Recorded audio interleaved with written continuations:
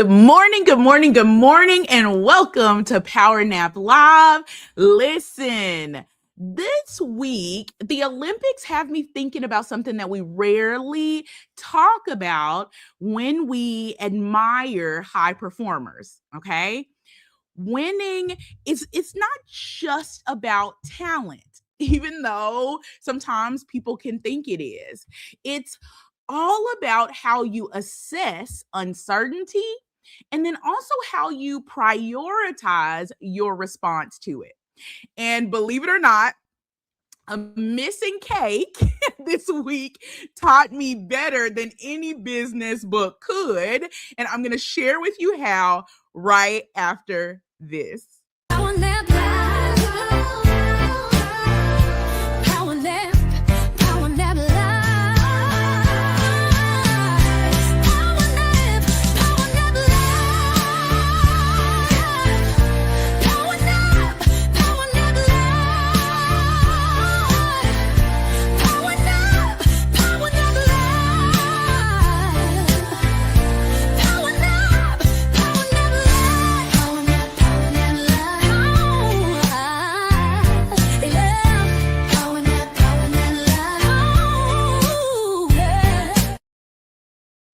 All right, folks, if you are here with me live, which I know you are, I can see that you are.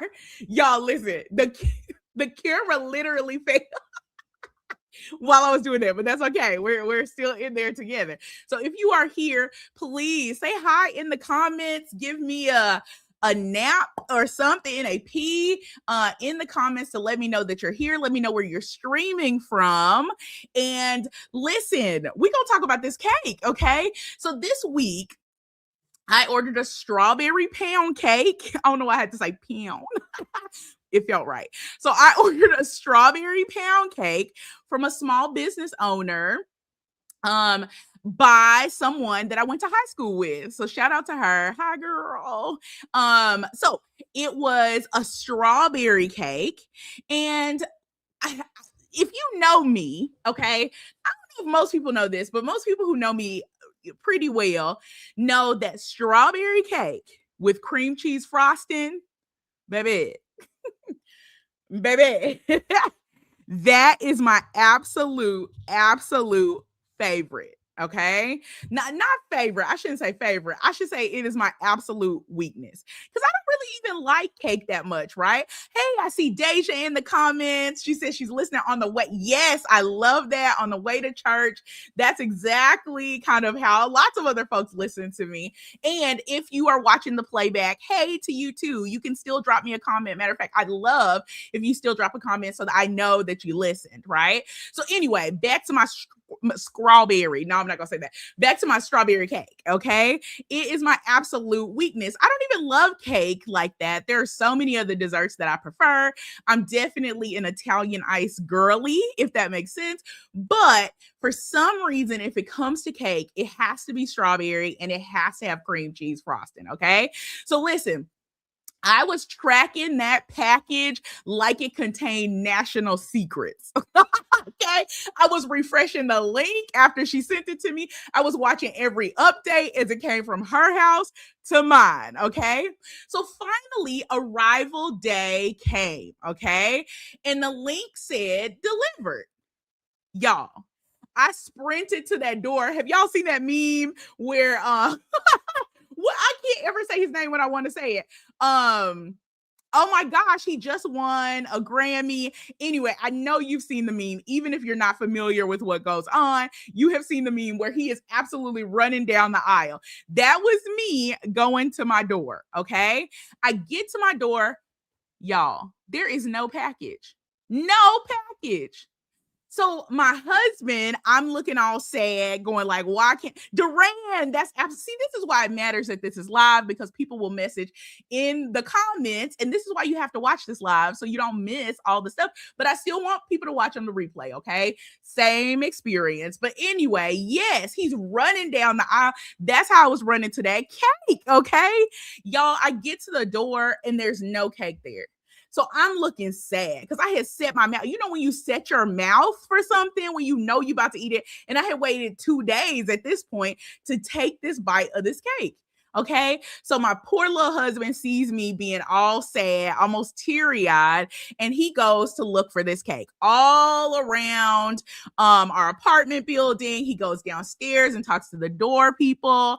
He even goes to other apartment complexes to try to see if maybe they put it there because of how we live. There's other kind of high rises near us, right? He comes back, and I was hurt for him because he came back empty handed, and he usually doesn't. I will say my husband always comes through, and this was not his fault. There was just no come through to be had, right? So he searches everything, nothing. Okay. So I'm like, there's got to be something. So I go on the website and I'm like, oh, let me hit the delivery proof thing. So I hit that, of course, before he goes to look everywhere. Y'all, why is the delivery proof a picture of the driver's foot? A picture of the driver's toes, y'all. Okay, it wasn't his toes. Let's calm down. But it was just a picture of his foot. Y'all, it wasn't anywhere specific. It was just a picture of this person's foot and his hairy leg. Okay. Y'all, hot was not the word. Mad was not even the way I can describe how I felt about that. Now, here's where it becomes a leadership and life lesson, right? In moments of uncertainty, most of us emotionally react first, okay? But here's the thing, high performers, Olympians especially, assess reality before response. Assessment, and if you haven't if you're not familiar, most of my folks who are over here are familiar with the fact that myself and a colleague wrote a book called Strategic Rest in Leadership.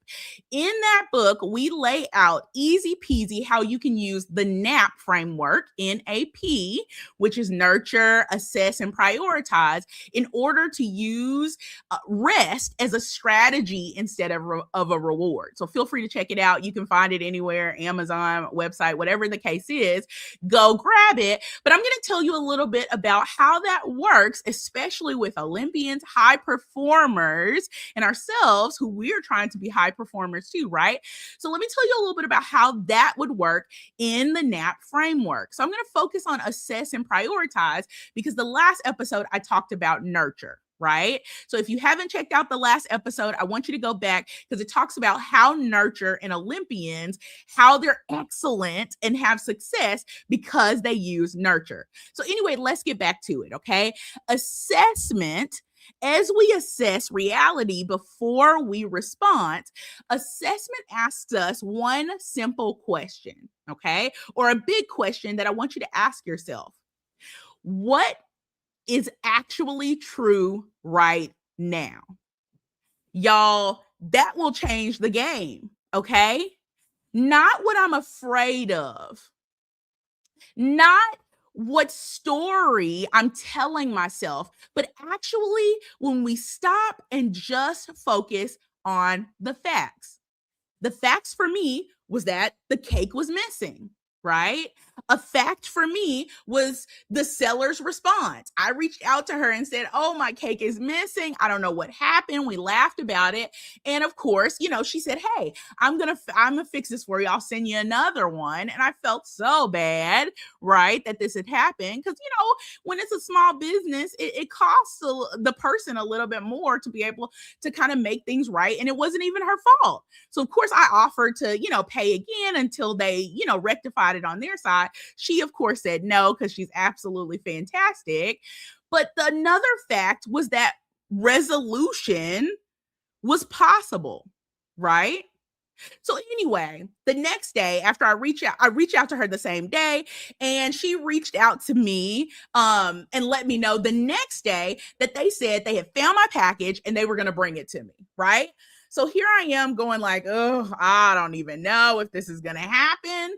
But the next day, the tracking updates for this cake were literally chaotic. Okay. First, it was 7 a.m. to 9 a.m. is when they were going to drop it off. Next, it was 10 a.m. to 3 p.m. Okay.